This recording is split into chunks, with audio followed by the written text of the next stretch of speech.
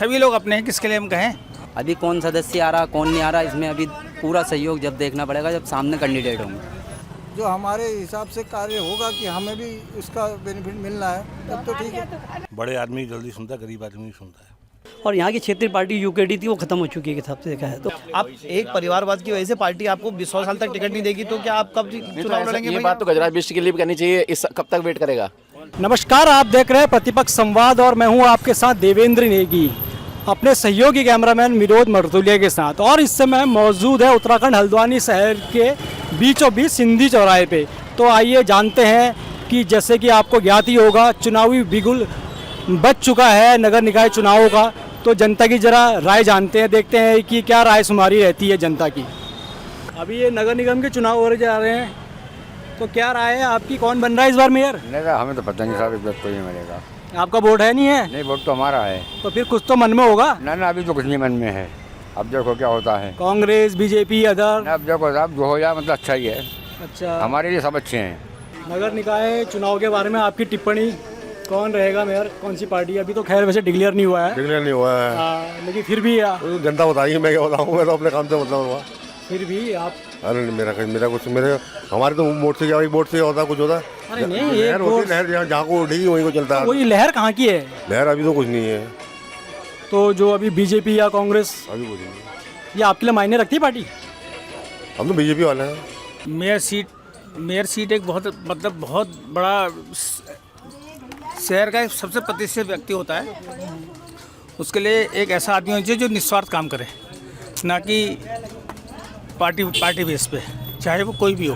तो पार्टी भी आपके लिए भी कोई मायने नहीं रखती, व्यक्ति विशेष।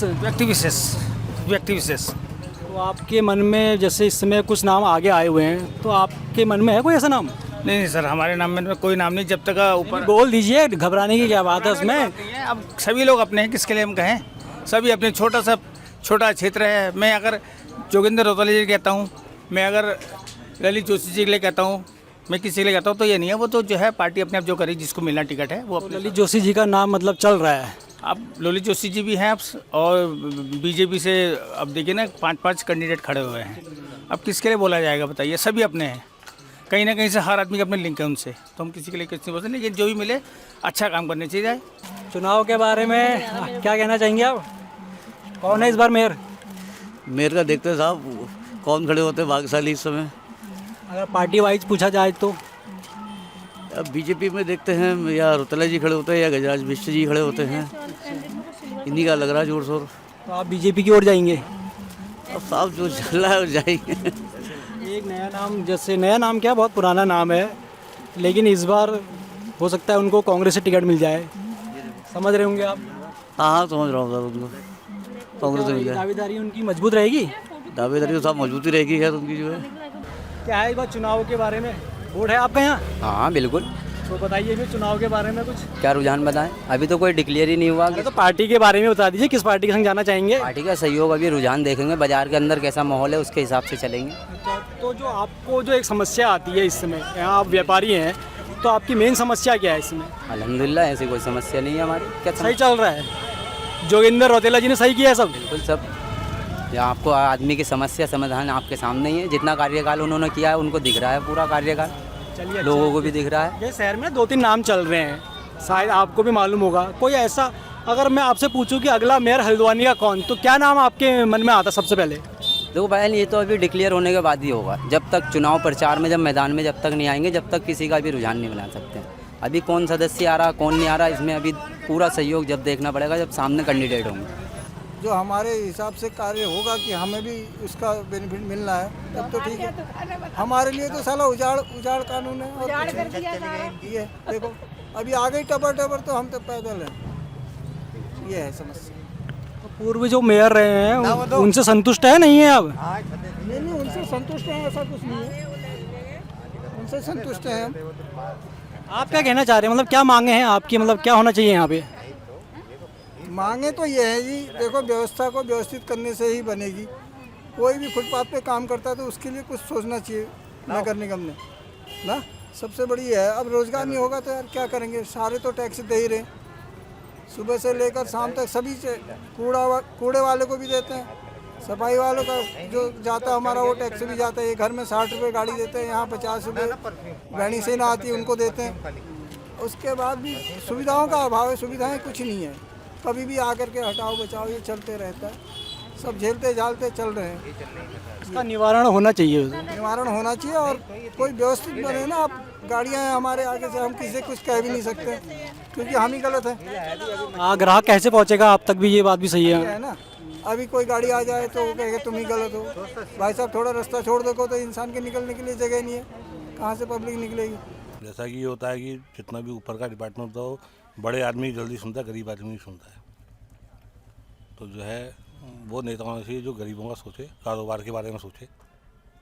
मार्केट में आपको क्या समस्या लगती है, जो मेन समस्या है ना मार्केट के अंदर की? मार्केट में पार्किंग की समस्या है और महिला शौचालय की समस्या है जो नगर निगम के अंडर में है। और जो है थोड़ा महिलाओं की सिक्योरिटी का जो है बिल्कुल भी यहाँ पे वो नहीं है। सीसीटीवी वगैरह लगने चाहिए, पुलिस बल, महिला पुलिस वगैरह होनी चाहिए। मतलब पुलिस गश्त होनी चाहिए जिससे यहाँ पे जो है नशेड़ी वगैरह घूम रहे हैं उन पे भी थोड़ा कंट्रोल हो। पार्क में बच्चे कितने से बच्चे सब नशेड़ी आते हैं। शौचालय की मेन समस्या है यहाँ पे। ये मेन हल्द्वानी शहर का मेन बाजार क्षेत्र है, यहाँ महिलाओं के लिए कोई शौचालय नहीं है। और कि चौड़ीकरण का चल रहा है, जगह जगह चौड़ीकरण हो रहा है, उसके बारे में कुछ आपकी राय? अब उसमें जो है जिनको जो है नुकसान हो रहा है उनको कुछ जो है मुआवजा और विस्थापित करें, कारोबार की व्यवस्था उनकी करनी चाहिए। जैसे दुकानदार जो उजड़ रहा है, भाई उसका परिवार चल रहा है, अगर उसके यहाँ कोई वर्कर हैं तो उसके पीछे भी वो भी पल रहे हैं, तो उनकी भी थोड़ी जो है सरकारी सोच के चले कि एक दुकान के साथ कम से कम 20 लोगों का परिवार पल रहा है।